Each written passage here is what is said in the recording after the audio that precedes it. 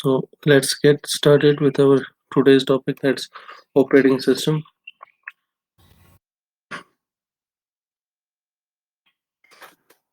An operating system is an interface between a computer user and computer hardware. आप एक example लीजिए, for example if you are using your mobile phone, ठीक है? तो mobile phone में दो तरीके के सॉफ्टवेयर आपको मिलेंगे। सबसे पहली बात, आपको जितने भी आपके फोन में एप्लीकेशंस है, फॉर एग्जांपल आपके फोन में फेसबुक है, व्हाट्सएप है, जितनी भी ये सारी एप्लीकेशंस है, इन सब को बोलते हैं एप्लीकेशन सॉफ्टवेयर। हमारे पास ये दो टाइप के सॉफ्टवेयर होते हैं। एक को हम बोलेंगे ऑपरेटिंग सिस्टम, जैसे ये है सिस्टम सॉफ्टवेयर। ये सिस्टम के सॉफ्टवेयर होते हैं। एक सिस्टम में पर्टिकुलर, एक सिस्टम में सिर्फ एक ऑपरेटिंग सिस्टम होता है, ठीक है? जैसे आपका मोबाइल फोन है, इसमें एक सिस्टम, कोई आपका वर्जन है, इसमें 10 है, 11 है, कुछ भी है, ये ऑपरेटिंग सिस्टम एक है। या आपके पास लैपटॉप अगर आप यूज कर रहे हैं, आपके आपके लैपटॉप में या कंप्यूटर आप जो आपके पास है अभी, तो इसमें आपने विंडोज 7 रखा है, या विंडोज 8 है, विंडोज 10 है, विंडोज 9 है, या विस्टा ऑपरेटिंग सिस्टम है, लाइनक्स ऑपरेटिंग सिस्टम है, ठीक है? तो ये सब जितने भी हैं, ये ऑपरेटिंग सिस्टम है, ये सिस्टम सॉफ्टवेयर है। सिर्फ दो टाइप के सॉफ्टवेयर होते हैं, आप ये चीज याद रखें। एक होते हैं सिस्टम सॉफ्टवेयर। ये सिस्टम सॉफ्टवेयर सिर्फ एक सॉफ्टवेयर होता है हर किसी सिस्टम में, ये चीज याद रखें। दूसरा होता है एप्लीकेशन सॉफ्टवेयर। एप्लीकेशन सॉफ्टवेयर हुए वो सारे एप्लीकेशंस जो आपके फोन में या जो आपके इसमें इंस्टॉल है, किसमें? आपके मोबाइल फोन में या आपके कंप्यूटर में। अगर किसी को यहाँ पे थोड़ा सा भी डाउट रहा, वो मुझे साथ में बता भी सकता है, नो इश्यू। मैं फिर से रिपीट करूंगा कि ये ऑपरेटिंग सिस्टम जो है, ये सिस्टम सॉफ्टवेयर है। हमारे पास दो टाइप के सॉफ्टवेयर्स होते हैं। एक होता है सिस्टम सॉफ्टवेयर, दूसरा होता है एप्लीकेशन सॉफ्टवेयर। एप्लीकेशन सॉफ्टवेयर वो सारे सॉफ्टवेयर्स होते हैं जो हमारे कंप्यूटर में अवेलेबल होते हैं। जैसे हमारा फेसबुक है, व्हाट्सएप है, ये टीचमेंट है, जूम ऐप आप जिस पे आप पढ़ते हैं, ये सारे एप्लीकेशन जो है, ये एप्लीकेशन सॉफ्टवेयर्स है। ये याद रखना है। और ऑपरेटिंग सिस्टम में हर किसी सिस्टम में सिर्फ एक होता है, जैसे जिसको आप यूज करते हैं। जैसे आपके कंप्यूटर में विंडोज 7 है, विंडोज 10 है, बस ये याद रखना है। वो ऑपरेटिंग सिस्टम है, वो सिस्टम सॉफ्टवेयर है, और ये जो है एप्लीकेशन है, ये एप्लीकेशन सॉफ्टवेयर है। इतना याद रखना है। तो आगे बढ़ेंगे, देख लीजिए, बिल्कुल इजी वे में कोशिश करूंगा आपको समझाने की। N operating system is an interface between computer user and computer hardware. मतलब क्या इस चीज का है? Between a computer user and computer hardware. ये ऑपरेटिंग सिस्टम क्या चीज करता है? एक इंटरफेस है, एक मिड में काम करता है। किसके दरमियान? Computer user and computer hardware. Computer user कौन हुए? हम, आप, क्लाइंट्स। ये हुए कंप्यूटर यूजर्स, जो हम यूज करते हैं सिस्टम को, हम हुए computer user. And computer hardware, और जो कंप्यूटर का हार्डवेयर होता है, इन दोनों को आपस में मिलाता है। जैसे हमने इससे पहले कम्युनिकेशन का टॉपिक पढ़ा, वहां मैंने आपको बताया कि कैसे कम्युनिकेट होते हैं एक दूसरे के साथ। अगर एक दूसरे की भाषा ना समझते हैं या एक दूसरे का काम कर नहीं समझते हैं, फिर बीच में एक मिड पर्सन आ जाता है, वो दोनों की लैंग्वेज समझता है, फिर दोनों को आपस में कम्युनिकेट कराता है, ठीक है? सेम आप समझो, ऐसा समझ लीजिए कि हम, ये जो है कंप्यूटर और इसके कंप्यूटर यूजर और कंप्यूटर हार्डवेयर के दरमियान इंटरफेस एक है। An operating system is a software. Operating system क्या चीज है? ये सॉफ्टवेयर है which performs all the basic tasks like file management, memory management, process management, handling input and output, control peripheral device such as disks वगैरह। ये क्या मसला हुआ? इस ये क्या मतलब है यहाँ के? ये एक सिंपली एक सॉफ्टवेयर है। जैसा मैंने पहले ही बोला from the very beginning of this class कि ये एक सॉफ्टवेयर है, सिस्टम सॉफ्टवेयर है ये। और इसमें क्या-क्या काम करता है? ये क्या काम करता है? ये performs all the basic tasks like file management. ये मैनेजमेंट किस-किस चीज़ का करता है? एक है फाइल मैनेजमेंट, ये हम अभी इसी प्रेज़ेंटेशन में आगे पढ़ेंगे। दूसरा है मेमोरी मैनेजमेंट, प्रोसेस मैनेजमेंट, ये हम आगे पढ़ेंगे। और इनपुट-आउटपुट डिवाइसेज़, इनपुट-आउटपुट कंट्रोल करता है उन चीज़ों को, जैसे आपके पास पेन ड्राइव होती है, आपके पास सीडी डिस्क होती है, ये सब चीज़ें इनको ये कंट्रोल करता है। पेरिफेरल डिवाइस आप उनको कह सकते हैं, ठीक है बेटा? आप उनको कह सकते हैं। जैसे आपके पास पेन ड्राइव है, या आपके पास डिस्क है, प्रिंटर है, स्कैनर है, ये सारे इनको रिसोर्सेज़ भी हम बोलते हैं। फिर उसके बाद some popular operating systems include Linux operating system, Windows operating system वगैरह etc। ये कुछ ऐसे ऑपरेटिंग सिस्टम मैंने इसमें मेंशन किए जो पॉपुलर है, ठीक है? जैसे आपका ये ऑपरेटिंग सिस्टम है, इंक्लूडिंग लाइनक्स ऑपरेटिंग सिस्टम। इसमें मैं अलग से क्लास में फिर बताऊंगा कि लाइनक्स एंड यूनिक्स ये दो ऑपरेटिंग सिस्टम, इन पे मैं अलग एक क्लास पढ़ाऊंगा। फिलहाल आप समझ लीजिए कि ये सब ऑपरेटिंग सिस्टम है, विंडोज ऑपरेटिंग सिस्टम है, लाइनक्स ऑपरेटिंग सिस्टम है।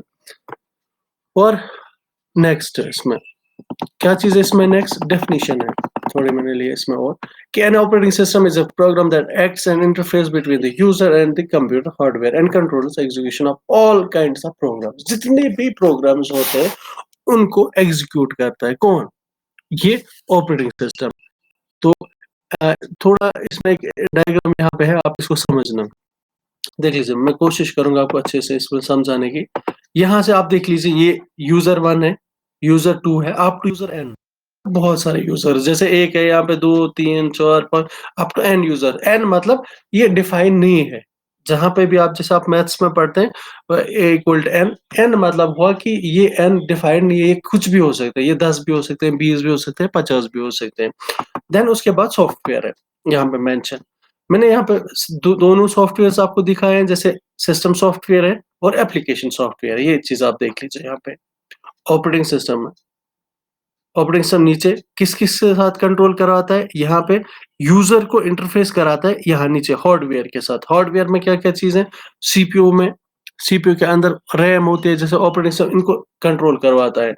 बिल्कुल यहाँ पे ये देखिए आप, सिस्टम सॉफ्टवेयर है यहाँ पे, एप्लीकेशन सॉफ्टवेयर है यहाँ पे, बिल ये यहाँ पे यूजर्स है, ये अप टू एन नंबर तक यूजर्स, कुछ कुछ भी हो सकते हैं, ये 10 भी हो सकते हैं, 20 भी हो सकते हैं, और ये सॉफ्टवेयर है। इसके बाद next, following are this are some of the important functions of an operating system, जो मैंने अभी पहले कहा ऊपर डेफिनेशन में। Memory management, process management, device management, file management and security. ये हम थोड़ा डेप्थ में पढ़ेंगे, मसला क्या चीज होता है ये। मेमोरी मैनेजमेंट, जितनी भी मेमोरी है आपकी इस कंप्यूटर में या आपके इस फोन में, इनको मैनेज करना, इसको मैनेज करना। मेमोरी जो होता है ये अरेज में होती है, मैग्नेटिक ये जो होती है, लेकिन इसको अरेंज करना और प्रॉपर जगह पे यूज करना, इसको यूटिलाइज करना, ये सब इस चीज का काम होता है कि ये सब जितनी भी मेमोरी आपके इस सिस्टम में होती है, इनको मैनेज कैसे कौन करता है, वो होता है मेमोरी मैनेजमेंट। ये अलग सा एक डिपार्टमेंट समझो, एक मेमोरी मैनेजमेंट एक अलग डिपार्टमेंट है किसमें, ऑपरेटिंग सिस्टम में। दूसरा है हमारे पास प्रोसेस मैनेजमेंट। प्रोसेस मैनेजमेंट में अलग से जितनी, जैसे मेरे पास मैक्सिमम प्रोसेसेस आ जाती है, ये भी हम आगे पढ़ेंगे मल्टी प्रोसेसिंग में या मल्टी प्रोग्रामिंग एनवायरनमेंट में। वहां पे क्या होता है कि जब जितनी भी प्रोसेसेस ज्यादा आ जाती है, अगर एक रिसोर्स है, अगर आपके पास प्रिंटर एक है, आप समझते हैं इस चीज को, प्रोसेसर मैनेजमेंट, कि अगर आपके पास एक सिस्टम है, आपके पास सिस्टम में एक प्रिंटर है और सिस्टम 10 इस एक प्रिंटर के साथ कनेक्टेड है, ठीक है बेटा।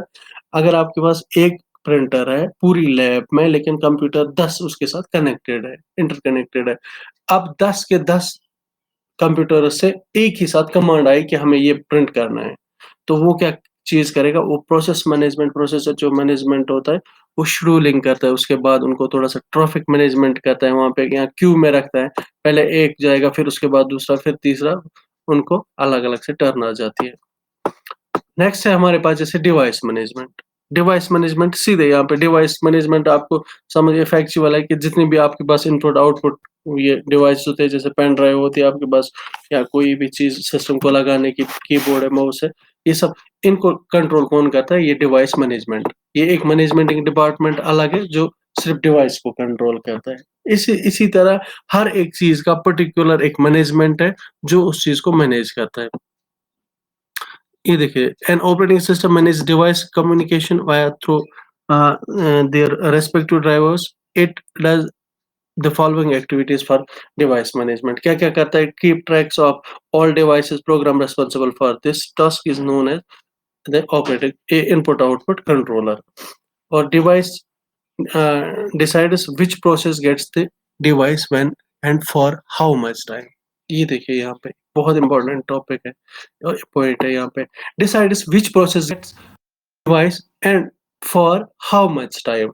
जैसे डिवाइस मैनेजमेंट में ये यहाँ पे डिसाइड करता है जो भी प्रोसेस है, अगर आपके पास कोई डिवाइस है उसको कितनी देर तक यहाँ पे एक्सेस मिलेगा इस सिस्टम में, और किस टाइम के लिए मिलेगा। एक हुआ गेट्स द डिवाइस, कौन सी डिवाइस लगेगी और कितने देर तक लगेगी।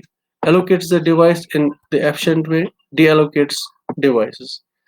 फाइल मैनेजमेंट है, फाइल्स को मैनेज करना। फिर उसके बाद सिक्योरिटी है, सिक्योरिटी आपके पास, आपको पता ही होगा, जैसे आपके पास जितनी भी इंफॉर्मेशन होती है इनको सिक्योर रखना for by means password and similar other techniques. It prevents unauthorised access to program and data. जैसे अगर आप सिक्योरिटी रखेंगे, पासवर्ड रखेंगे, आपके बगैर कोई सिस्टम को नहीं खोलेगा। फिर नेक्स्ट एक बहुत इंपॉर्टेंट यहाँ पे टॉपिक आ जाता है मल्टीटास्किंग। मल्टीटास्किंग का ये चीज़ मतलब हुआ, मैं ये प्रेज़ेंटेशन फिर आपके साथ शेयर भी करूँगा, आप देख लेना। अगर किसी भी जगह कोई प्रॉब्लम आ जाए, do text me, you can even call me for the same. अगर किसी जगह भी प्रॉब्लम हो जाए, आप मुझे कॉल कर सकते हैं या मैसेज कर सकते हैं, मैं आपको सिखाऊँगा फिर से। तो मल्टीटास्किंग बहुत इम्पोर्टेंट है यहाँ पे। ये मल्टीटास्किंग करता क्या काम है और ये किसको कहते हैं? मल्टीटास्किंग मतलब मल्टी, बहुत, टास्किंग, काम। सीधे समझ आता है, जैसे ये बहुत सारे काम एक साथ करें उसको बोलेंगे मल्टीटास्किंग। मतलब अगर आपके पास ये वाला, जैसे मेरा ये सिस्टम है, अभी मैंने ये चीज़ भी खोल के रखा है इसमें, और नेक्स्ट मुझे ये भी है इसमें, मुझे ये चीज़ भी है इसमें, मैंने क्रोम भी खोल के रखा है, ठीक है? और मेरी वर्ड फाइल्स भी है 2-4 इसमें।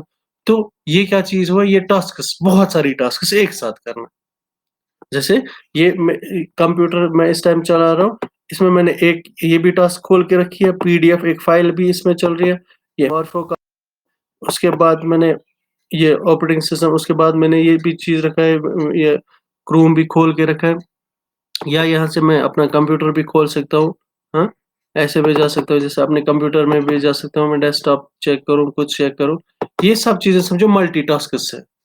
आपके पास ये मल्टीटास्क है, एक साथ में एक प्रोसेसर पे बहुत सारे काम करना, इस चीज़ को क्या बोल रहे हैं? मल्टीटास्किंग। यहाँ आप देख लीजिए, जैसे वर्ड भी है, ईमेल भी है, वेब ब्राउज़िंग भी है, ये सारे काम जो मैं नीचे जैसे यहाँ पे, ये सारे काम जो भी मैं कर रहा हूँ, ऑपरेटिंग सिस्टम एक ही है। क्या है? ऑपरेटिंग सिस्टम है यहाँ पे। इस पे मैं ये बहुत सारे काम कर रहा हूँ और उसके बाद जा रहा है ये सीपीयू में फॉर प्रोसेसिंग के लिए। नेक्स्ट हमारे पास है, ये इसी का मैंने थोड़ा डिटेल लिखा है, मैं आपके साथ शेयर करूँगा, आप इसको पढ़ना। फिर मल्टी प्रोग्रामिंग मतलब sharing the processor when two और more programmers reside in memory at the same time is referred multi-program. Multi-program is single shared processor. Multi-program is CPU utilizer organizing jobs that the CPU always do want to execute. एक हुआ tasks use करना, दूसरे होते हैं programmes use करना। इनमें एक difference है।